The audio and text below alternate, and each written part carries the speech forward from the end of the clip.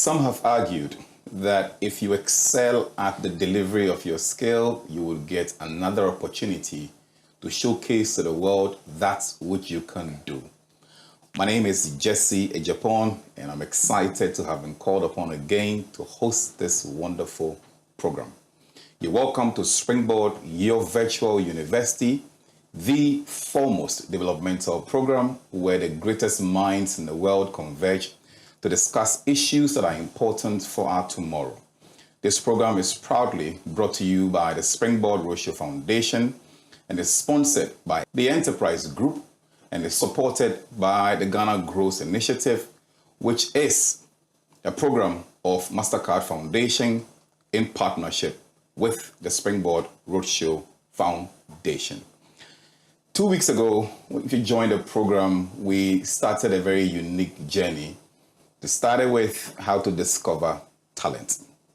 Last week, if you joined the program, I'm sure you were very excited about how we walked the journey with you in sharpening the talents that we discovered prior. This week, we're starting a conversation on how to monetize, commercialize it, or deploy it in a way that brings value to you. And I'm joined again by my favorite person. Rev, you're welcome to your show. Thank you very much, Jesse. And it's just an interesting swap to see you host it so well. What did I do right the last time? Why am I back again? I think the reaction to the conversation the last 2 weeks and last week tells us that we are on a subject people place a lot of value on. The truth is everyone has a talent, but majority of people have questions around even the discovery. And when you find it, so what? Yes. And these are questions that everyone is asking.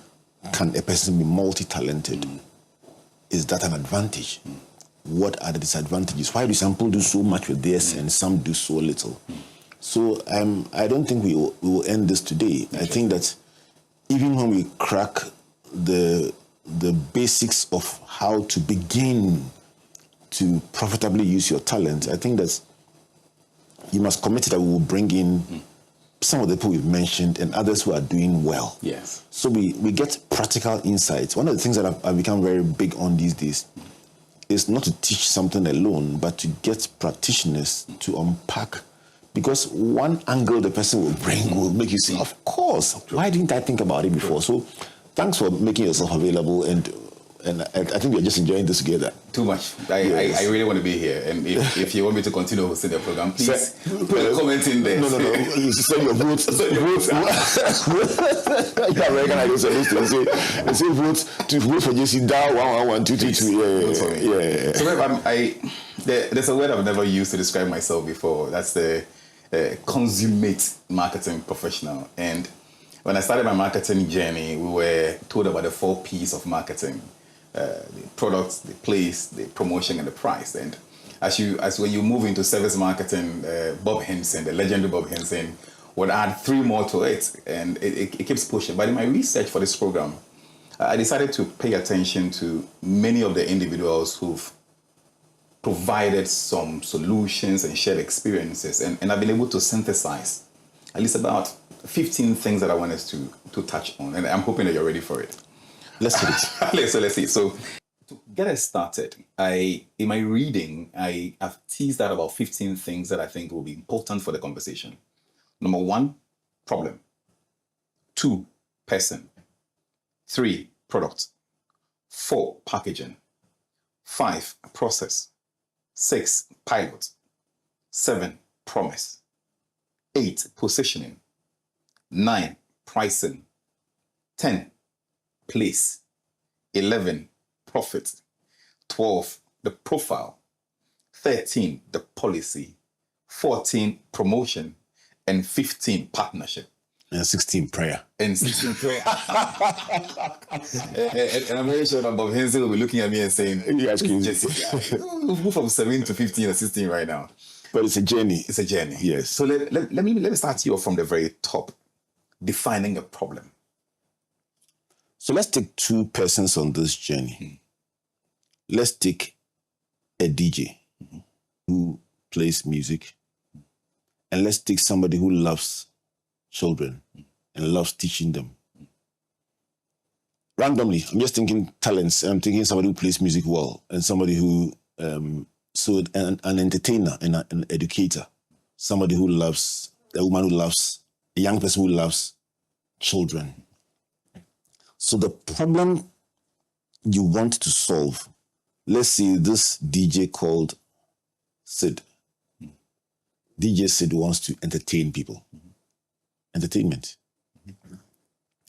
Then the person who is an educator says, I want to help solve the problem of children who close from school and want a place where they can get alternative education, fun-filled, relaxing, that complements what they learn in school. You have a talent, but what problem are you trying to solve? Listen, classroom, 8-hour, non-stop is a bit too heavy on children. I want to give them something light, something fun-filled, but which is educational. So both have identified a problem they want to solve. DJ Sid wants to provide entertainment through DJing. Let's call the second person Amma wants to provide education. Both of them have a talent, but they've sat down to say, I want to use my talent to solve this problem. Okay. Why is that important? Because without solving a problem, you don't get paid. True. So you've sat down and looked at what bothers you. It can be something that excites you. You talk about it, you feel very high, or something that upsets you. You say, but why? But why? And you're wondering, why is nobody seeing it? This is so obvious. There's nobody providing this kind of music, this kind of entertainment. If I did it, I mean, it would be like I'm the main guy in town. So a need you may have seen, something you feel a bit upset about. Whenever you see decor not done well, you're like, didn't they see that the flyers are not straight? But this white will change this whole thing. Or why only red? Why not something green to undergird it? So the things that excite you, the things that annoy you, the things that keep you up at night, give you a pointer to where you should channel your talent. So the talent is there, but you must identify a problem, something that people want, that they will be willing to pay for. And that becomes the starting point. So the first thing is identifying a problem you think people have that they will be willing to pay for. And talking about somebody paying for, it means that you need to do it with somebody in mind. So how do you define the person? That is key. The person is so key because in my last interaction, you mentioned Prof. Hinson. So in my last interaction with Prof. Hinson, we're talking about, asking a question at PCH about social media. And he says, you need to know who you are speaking to. Mm-hmm. Then you know which platform to take your message on. Some messages are not welcome on LinkedIn. And some messages are not welcome on TikTok. Don't take your PhD to Instagram and TikTok. Yes. And don't bring your bikini wearing life to LinkedIn.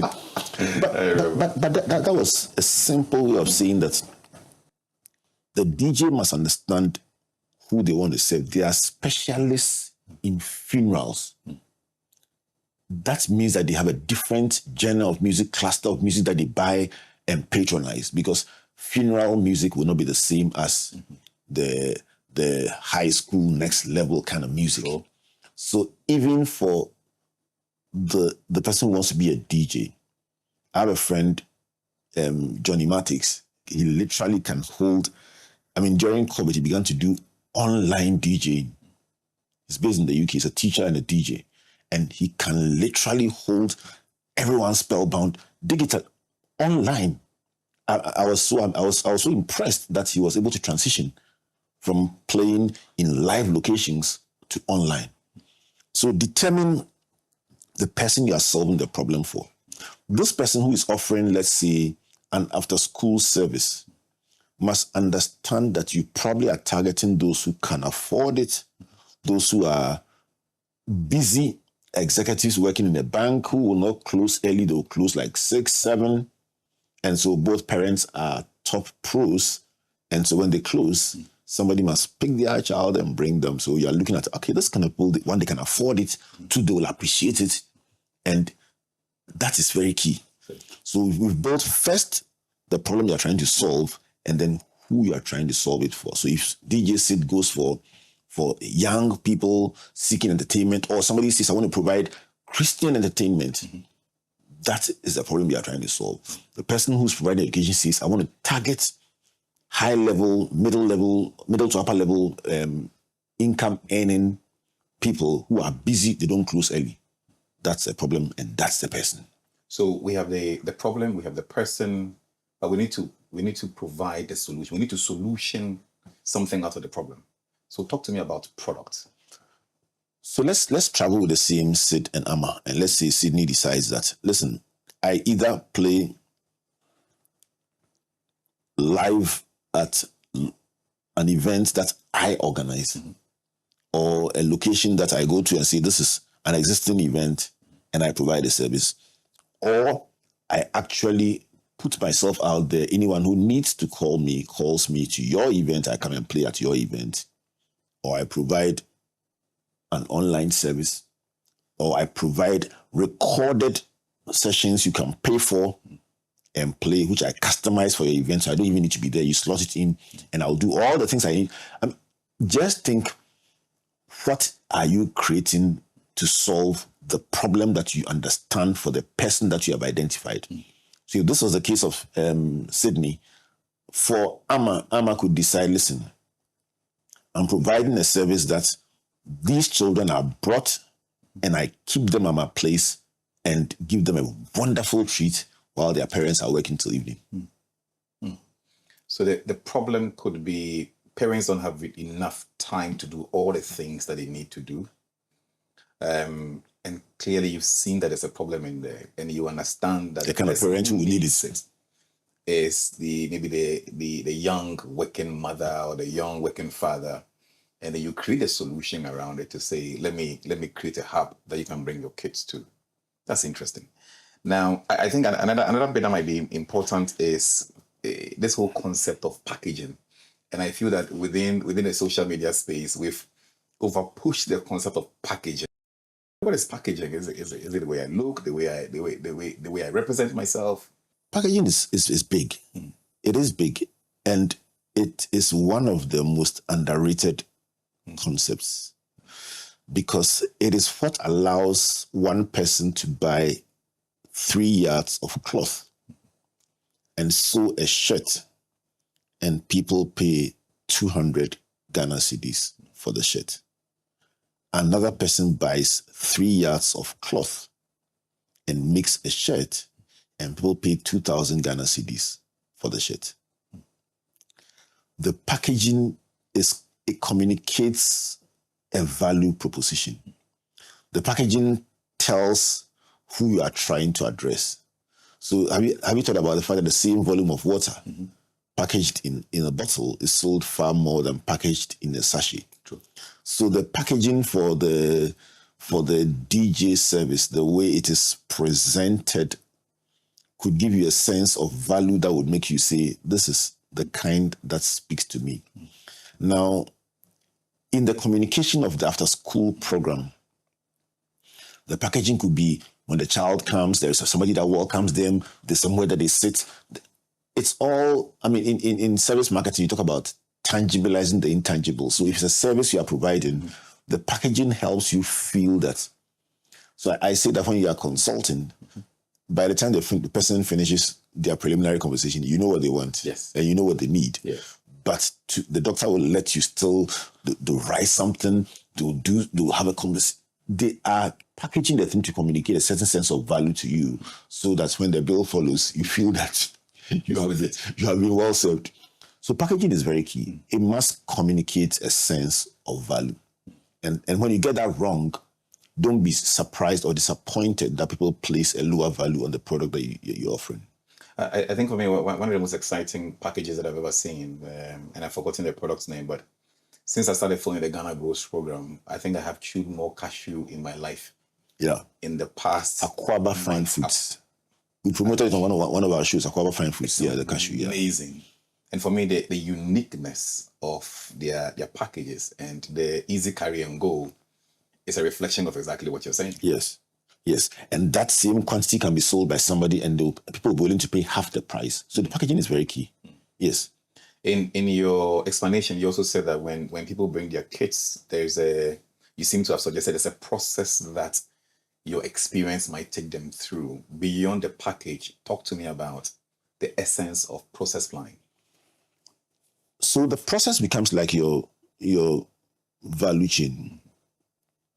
If you want to build, and without saying so, we are helping the person who has discovered their talent to begin to think through the business planning process. These are the elements of a business plan, as it were. True. But I'm sure when you say business plan, people say, hey, that's for the top pros. But really, in a page document. What we are doing is essentially the business planning process for a person who has discovered their talent and wants to commercialize it. So essentially, the process is when you go on Instagram and you see my ad, like it, and then put a comment in, and we'll call you back within 30 minutes, or send a message to this, or dial this short code, or dial this toll-free number.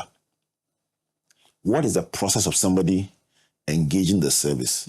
So you call a number, or you send a message, or you respond to a communication. Then this is initiated. And the timelines, the more you are able to guarantee a certain flow that says this person picks it, it goes to this person. I mean, one day I was, the first time I went to London years ago, and I sat on the bus, and we got to a point, and the bus driver got down. I was like, hey, which one? He just got down from the bus and walked away. And the next person just climbed the bus and continued seamlessly, because it is a process. He knows that at 4 p.m. at Shepherd's Bush, the bus will get there. That is the end of this guy's shift, the beginning of this guy's shift. He just walked into the bus. He didn't even greet us. He just sat down and just drove on seamlessly.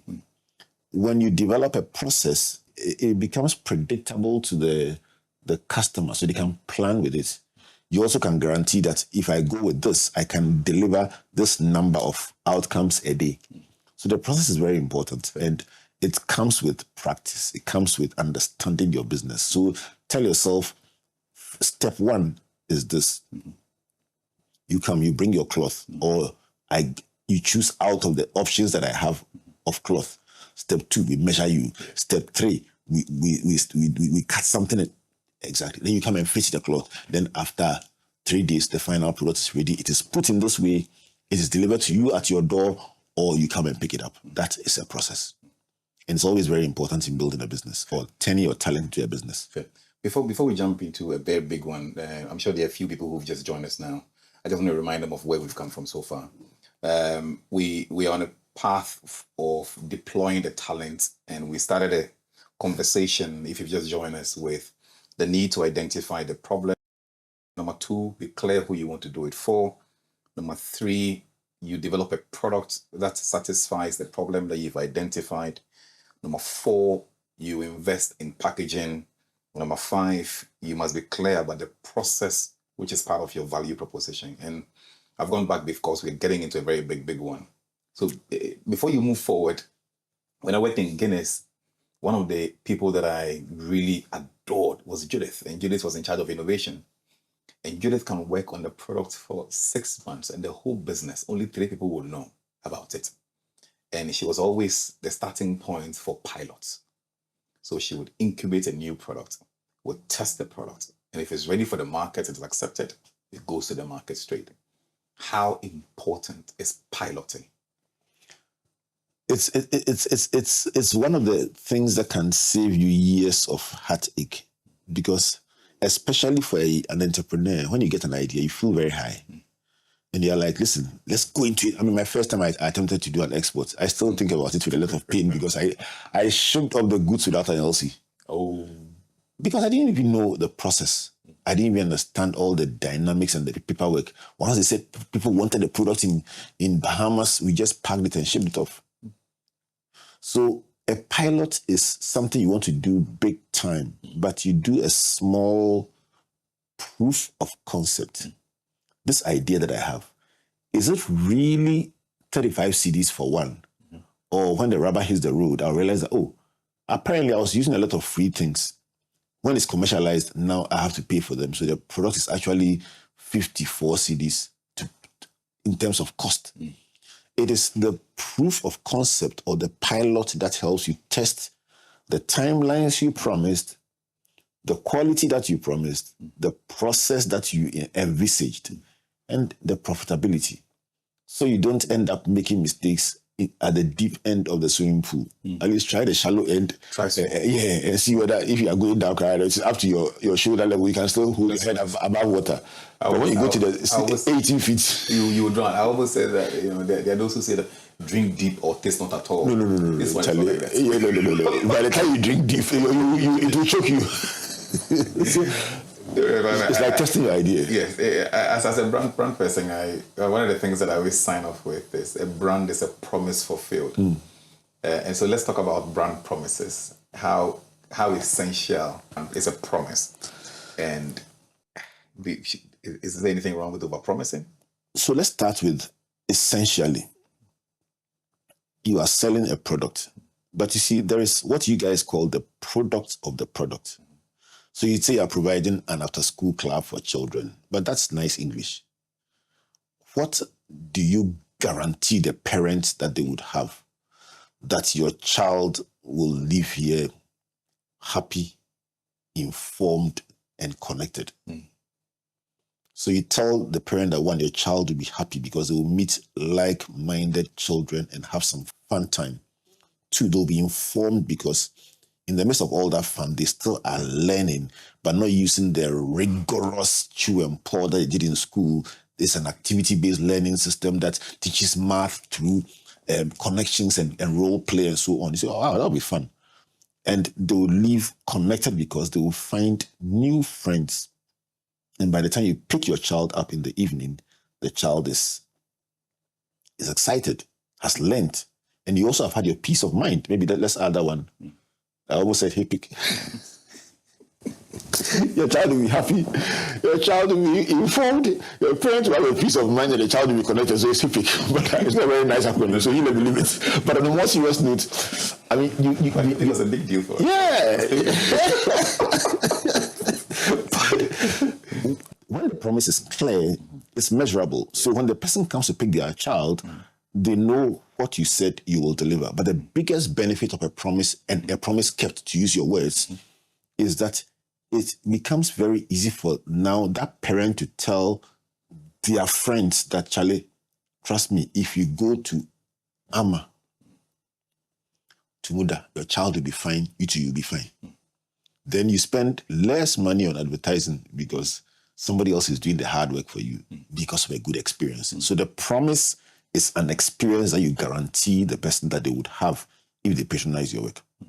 You just said, if you go to Amatumuda, and for some, maybe there's something distinct that you get when you go to Ama.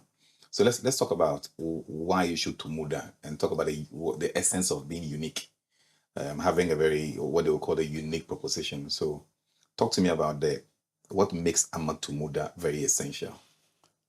So for those who don't understand Fanti or Tree, Tumuda means literally leave it and go to sleep. It's about assurance. The positioning of the business or the product is very, very important. This is where you say, if someone were to describe you, what would they say? What is unique about the way you do your stuff? So somebody says, listen, we all do strategy, but your infusion of inspirational content into your strategy is a value addition that you bring that is very difficult to imitate, because if you don't have it, you don't have it. So that is a unique selling proposition. And it's not always dramatic. It could be even punctuality, that punctuality is your hallmark. It could be a service guarantee that says, if it does not hit the high standards that we are known for, we'll give you a full refund. So it is the proposition. People know that this is what they get with you, and they don't get it with others. Everyone must spend time thinking through in what you do, what makes you different from everyone else doing the same thing. And it's something that must engage you very, very intentionally. For instance, I'm using the story of somebody's actual business, especially the one I'm talking about in the after school club. It's somebody who loves children, just loves to be around children. And in terms of value proposition, she said, listen, in addition to keeping the children, giving them a good treat, I'm providing extra service where the children are picked from the school for you, because what shall it profit you if the child, you are busy and you can't go pick the child, but you want to send the child to an after school club? If you have to go and do the picking yourself, then it defeats the purpose. Agree. So introduce our drivers to the school. We would go and pick the child from school with your permission and bring them to the club. But the part that was the icing on the cake is that, you see, in actual fact, because they've had so much fun, they've played, they've learned, and they've had fun. By the time you come Saturday, they are sleeping. Yes. And you take them home, and now you're going to wake them up, bath them. So guess what? I will feed them and I will bath them. So add a change of clothing in their school bag. By the time you come, the child has eaten, the child has bathed, and the child is relaxing or sleeping. And so you'll be surprised the parent is willing to pay 3 times the price, because those are tough challenges that parents who work in long hour organizations face. And sometimes mothers have had to, career women have had to put their career on hold because of parenting decisions. Once they know you can offer that, even at a premium cost, they say, this is what I've been looking for. This is exactly what I've been looking for. And so that banker or that professional is very happy, because she can now focus on her banking work and know that her children are covered. You're watching and listening to Springboard, your virtual university. If you're listening to us on radio, you'll enjoy 99.7 FM. If you're watching us online, for both the ones on radio and those who are watching online, if you want to compare your notes, please go to our social media pages, and you will realize that the points are being listed as the conversation is being had now. Compare, and let's ensure that you have all the details quite clearly to guide your thoughts, and that's what you do. This program is brought to you by MTN, the Enterprise Group, and is supported by the Ghana Growth Program, which is an initiative of MasterCard Foundation in partnership with the Springboard Roadshow Foundation. We'll be right back. Whether it's 1924, 2024, or 2124, we've always known that you are driven by your sense of safety and well-being. It is what drives us to see you through from start to finish, from small to big. And in the last 100 years, as you have evolved, so have we also expanded to serve you in many ways. From cradle to grave, with expertise in insurance, life, pensions, properties, health, and for those beautiful, memorable goodbyes. It's 2024, and in all our markets, our pedigree is recognized, our strength respected, our expertise valued, and our solutions sought by all who desire an advantage in life. Experience the time-tested and truly trusted 100 years legacy of Ghana's oldest insurer. Take charge of your future now. Insurance, life, pensions, property management, funeral services, health insurance. Enterprise, your advantage.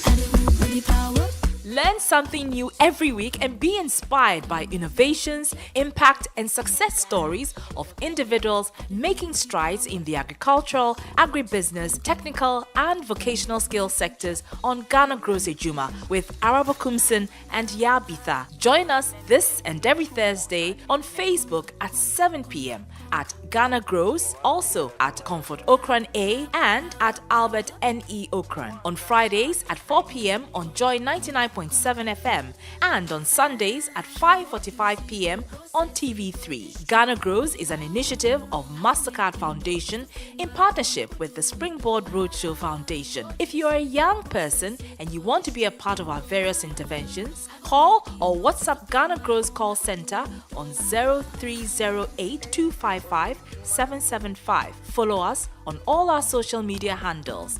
Ghana Grows Ejuma. Hope Day.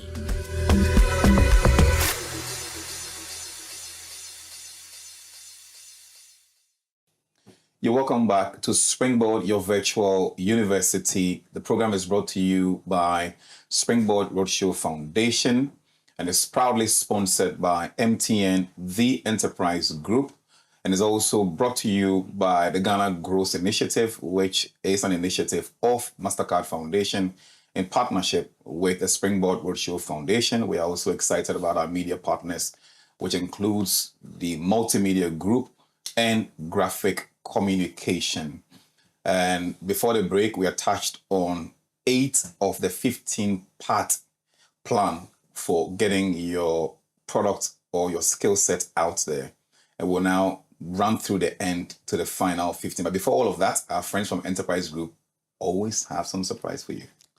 All right, so the Enterprise Advantage tip for today is mainly about using transition services if you have a funeral outside Accra. Interestingly, I was at a funeral last weekend, and it was at transitions, and the person was being buried outside Accra. So the response is that transition service can be used in every region in Ghana. Just visit the website for details on our smart burial packages if you have a funeral that is outside Accra. So wherever you are in this country, or wherever the funeral is being held in this country, you can use their services. And the number to call 030-263-4777. Email info@myenterprisegroup.io. Enterprise is your advantage. Let me stay with this and give the Ghana Grows call center or customer service number for phone calls and WhatsApp for anyone who wants to find out more about the ever-expanding Ghana Grows program. And the number to reach out to if you are a young person, especially a young woman, looking for opportunities in the agriculture, agribusiness, and ATVET sectors. I know there's a career clinic that is ongoing. A number of initiatives are ongoing, and these are all free for young people. Just to find out when is the next career clinic, because they are currently treating how to earn multiple income streams. It's a cash edition. You need the cash. This program is always about cash. So you need the cash. So if you want to find out how to, if you want to find out where the cash is, the number to call or WhatsApp is 030-8255-775. 030-8255-775. And Jesse, we made a promise to every week highlight a small business or a business doing something in this sector. So today we are looking at Vokia Farms.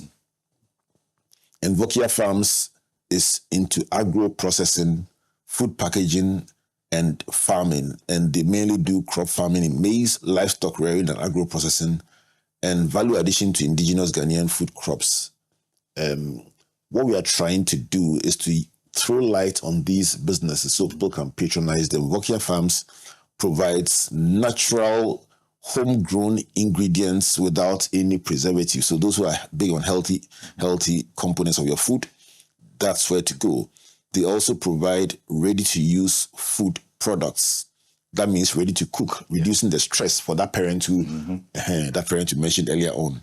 And then finally, they are suitable for all persons, and the products can be enjoyed by children 6 months all the way through to adults, as well as pregnant and lactating mothers. So just call them on 024-8953-342. 024-8953-342. And Vokia Farms will support you to be able to get their exciting agri-business products. Right, Jesse?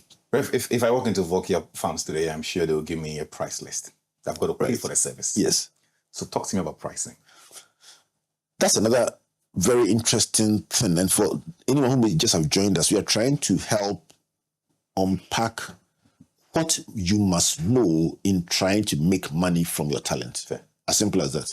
So you've given them the problem, the person, the product, the packaging, number 4, number 5, the process, 6, the pilot, number 7, the promise, 8, the positioning. I mentioned 8 because the positioning and by extension, the packaging will determine the price. So the product, the positioning, everything feeds into the price. It will not be worth your while to say, after all, this person sells it at this price. So if they can afford to pay this person this much, then let me price like that. You don't know the person they are solving the problem for. You don't know the packaging. You don't know the positioning and the value addition that comes with it. So copying somebody's price could be problematic. You can either underprice or overprice. So you need to understand all the factors that go into what people are willing to pay. And pricing also is a very interesting thing because the philosophy of the business can come in. That's another P that we are not using, but some people believe in kunipreku. So they want to get one big deal, one big sale, and solve all their problems. Others say, let's go for the base of the pyramid. So let's do something that people are willing to pay 1 CD for, 10 CDs for, but there are many of them. Very often for the person starting out there, that is something you must keep your eye on because not for a beginner, it's not easy to get clients in that top range where they call the big box.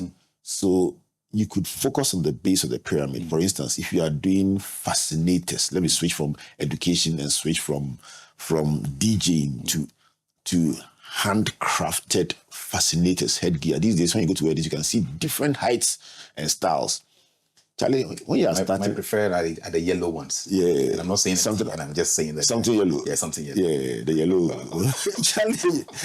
So if you want to go into fascinators, you don't want to start with some very complex one that you can only wear it at a big national event. You could start with those who are at the base of the pyramid who love fascinators but can't afford the big box ones. So they want one that they can wear to the outdoors and so on. You start from there. And then once you build your confidence, make your mistakes, do your pilot, and you make progress. So pricing is determined by not just the product, but also the persons you're trying to solve it for. Then, of course, your cost. But I'm saying that in positioning the product, keep all these things in mind so that you don't produce a product that by the time you finish and price it, nobody can buy it because the people you're targeting can't afford it. So the final thing I'll say on pricing is that you can also use price differentiation, where a person can produce the same thing, but the same service, but just by tweaking it a little, can offer it at a higher price to different demographics. I know my customer. My product is packaged. I have a price tag on it that I'm very comfortable with. And I need to now find the customer, or I need to find a place to push the product. Talk to me about place. Location. In real estate, location is everything. But today, thanks to the digital world, the issue about place has been redefined because there are people who literally operate 100% on Instagram or in the virtual space and are still doing business. So the place now becomes how they situate, which platform they choose, like I mentioned earlier on, and then how they situate their product on that platform. But having said that, if you are offering a service, the same service, hairdressing, after school, DJing, and so on, the choice of location becomes important to the extent that it would have a big influence on who you will find there. And I almost went into the scriptures and talked about Jesus. And you say, listen, your hometown, come and do the miracles. Yeah, the location is big in these things because it will also determine who you will find there. And so if somebody is doing a service in the Tresacos of this life and the East Lagos of this life and the airports of this life, you will not necessarily in another location, I won't want to mention any for the avoidance of creating any tensions, you will not find the same price opportunity somewhere else. So if you know you are looking for pilots, you know where to find them. Go to the airport. So the people you are trying to reach will determine where you site the business. If not, then like a friend of mine did, make it pure. He said, listen, I'm not worthy that you come to me. I will bring it to you. In which case, you produce from a place that has a lower rent, but you deliver it to where your clients are. And you say, I insist on delivering it to your location, even at no cost to you. Because the cost of the rent will by all means defeat. The cost of delivery is small compared to the cost of rent. So listen, I'm targeting airport East Legon people, but I can't afford rent there. So I'll produce it at this other location, but I will deliver to them at their doorsteps. So that is the model. You can be either at the place where your customers are or say, listen, I'll produce and deliver to them at their doorsteps. I want to borrow from a songwriter who said, how much is money? And take you from the earlier point you had made that there are some who want the revenues now, so they kill the customer. So if the songwriter says how much is money, then I would say how much is profit? What should be my profit motive? The issue of profit, I mean, what shall it profit a business if you make the customer happy, but you do it at a loss? After a while, your business will collapse. So while we talk about a talent that you are trying to monetize or deploy, and you are excited about it, you must understand the numbers. Yes. And one of the most common mistakes of people in going into business with their talent is that they assume that the things that they get for free are actually free. So you're in your parents' home, you don't count the rent, the electricity, the water you're using for free, and you say, oh, this thing is very, very profitable. Then you say, let's go into it mass. And then now you realize that you have to rent your own place, and then the dynamic changes completely. So you need to understand what the real cost of what you are doing is. Understand how much you need to sell it to make a profit. Very importantly, you also need to understand with time what the break-even quantity is.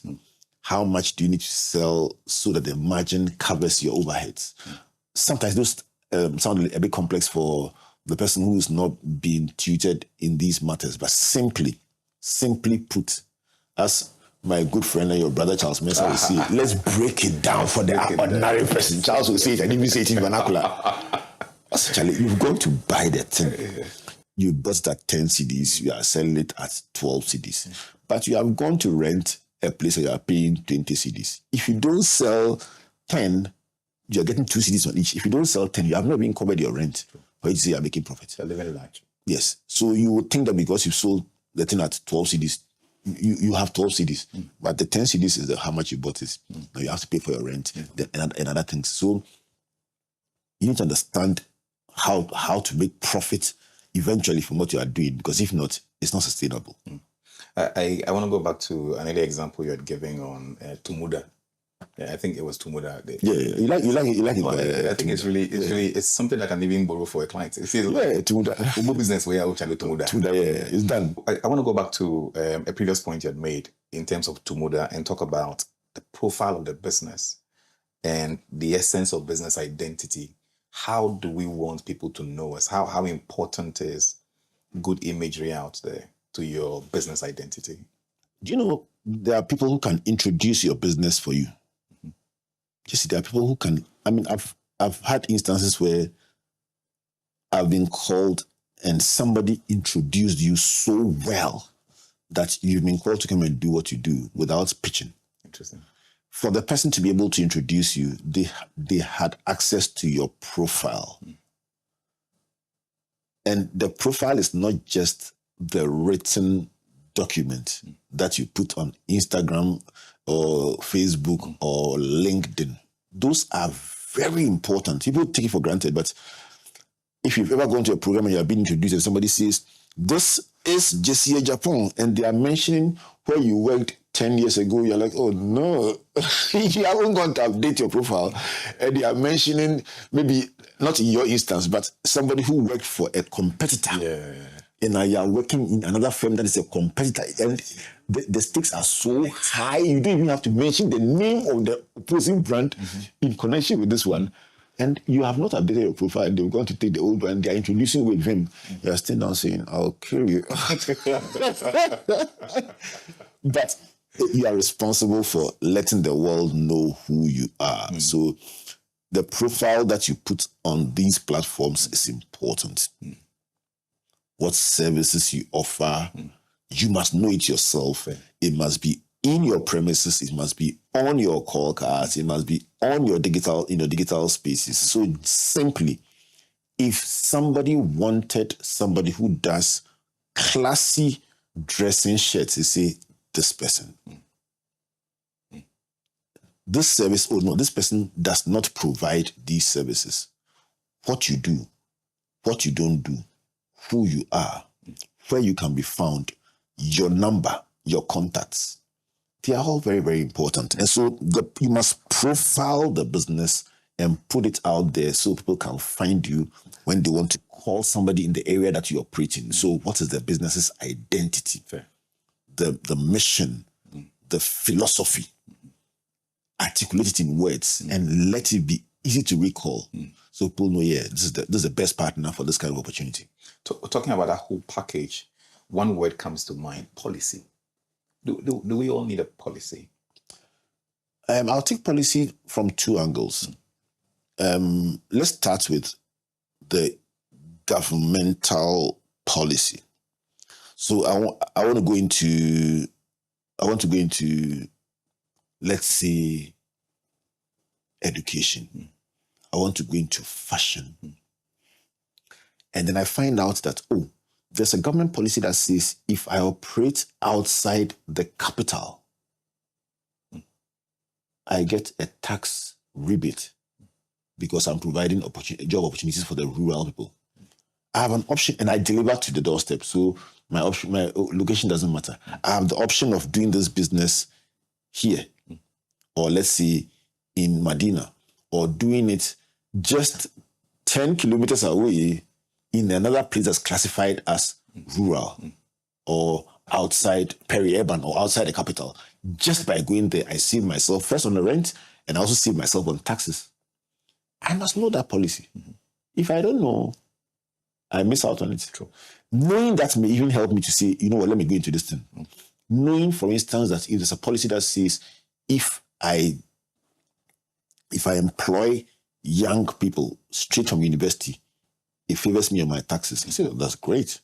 Or there's a policy that says national service persons that run their own business can get national service secretariat to pay them for doing their own business if it's a registered business and it's employing people. It's okay. That's a good idea. I'm just throwing up things that one may not have considered that when you know will influence your business decisions.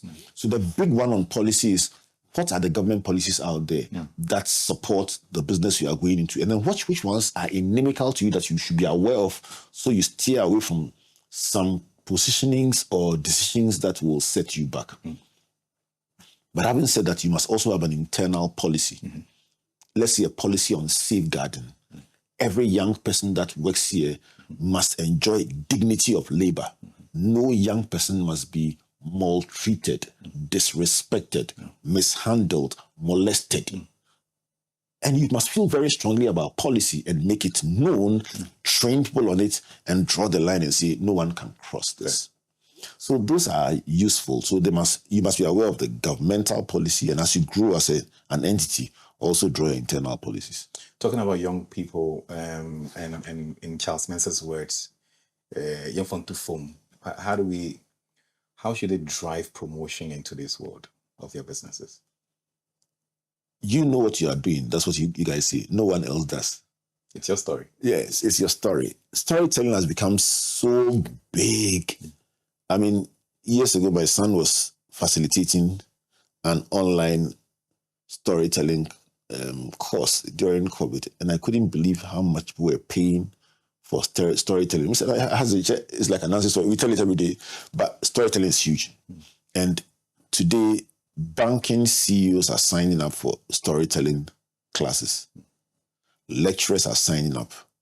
Authors are signing up. Why? Because being able to promote what you do, tell your story, package your advantage, allows the world to say, you are the one, you are the man, you are the woman, you are the solution. Now, you can be the best at what you do, but if you don't tell your story well, somebody else will take away the prize, and you'll be wondering, but I'm 10 times better than them. You don't know how to tell your story. We are always promoting something. So whether you're going for a job interview, you are doing a product pitch, you're trying to get funding, you must tell your story. So your social media pages must always be telling your story. Everything you do must promote what you do. In fact, let me just add one more thing. You can't be in fashion and then be wearing other people's brands and not wear. You are your number one model, and that one is it's one of my biggest fights with fashion designers. They wear very, very simple things, and then you try and sell us the complex ones. Wear it yourself. Do the hairstyle on your own head. Then all of that things shall be added to you. Fantastic. Rev, on this show, partnerships are very important. Let's talk about partnerships. So your 15-piece partnerships, and that would be the fact that if the mountain you are climbing is high, you can climb it alone, no matter how talented you are. And so if you don't know how to work with people, collaborate with people, you can only go so far. So if your talent is a one-man show and a one-man delivery, you can only serve so many people. Along the line, you will need to work with people, with suppliers, with stakeholders, and you must know how to work with people, how to treat people well, how to make people feel so valuable around you. It's amazing how much you can get people to do for you when you make them feel respected and appreciated. It's unbelievable. Listen, they will tell you it is not done, but they will do it for you. It's too much to ask, but they will do it for you because when it comes to you, they just want to go the extra mile to make things happen for you. And it's because you build good partnerships. So you must have a good eye for partnership, know those that you will need at every stage of the journey, and work well with people. And it's a win-win thing. They win, you also win. Yes. So partnerships are a very big part of what you will need to make your talent into a viable business. In building a 15-part framework, you chipped in one, which is prayer. And I cannot bring this program to a close without having you reach into that side of you, the spiritual side. Yes. How important is prayer, even for those of us who might not be religious. So we started from 1, the problem, 2, the person, 3, products, 4, packaging, 5, process, 6, pilot, 7, promise, 8, positioning, 9, pricing, 10, place, 11, profit, 12, profile, 13, policy, 14, promotion, and number 15 is partnerships. Which one is your personal favorite? I've always said it. Partnerships are important for me. I did say that 2 weeks ago. Identifying the problem is the second one, but one just got my attention now on promotion. And when you give the example of storytelling, wherever I think that I probably might be inviting you for a first program I'll be curating on storytelling. I think it's a very powerful tool, but I recommend somebody else for that. Uncle James White, the consummate storyteller, is just a big inspiration to all of us. I mean, my partnership with you will bring him. So it will happen. Let's make it happen. Storytelling, yes. Powerful. Okay. So let me throw on prayer as a bonus 16th point, and to say that in Luke chapter 5, Peter said to Jesus, listen, I've toiled all night and gotten nothing. It's one of the scary Bible verses for me, because it meant that he had done all the 15. It's possible to do all 15 and still not succeed. They are not like magic buttons that once you press, you are guaranteed that you will succeed. You can do everything right in life and still not get it. So let's just accept that with all these principles that we share, it is not an automatic guarantee of success. Peter says, I have toiled, and not just toiled, the whole night and gotten nothing. Nevertheless, at your word, he went back to the same place he had failed and he succeeded. So the place of prayer is to say that with all that we do and all that we know, the supernatural hand of God on our lives is a blessing that makes the wilderness to become a fruitful place.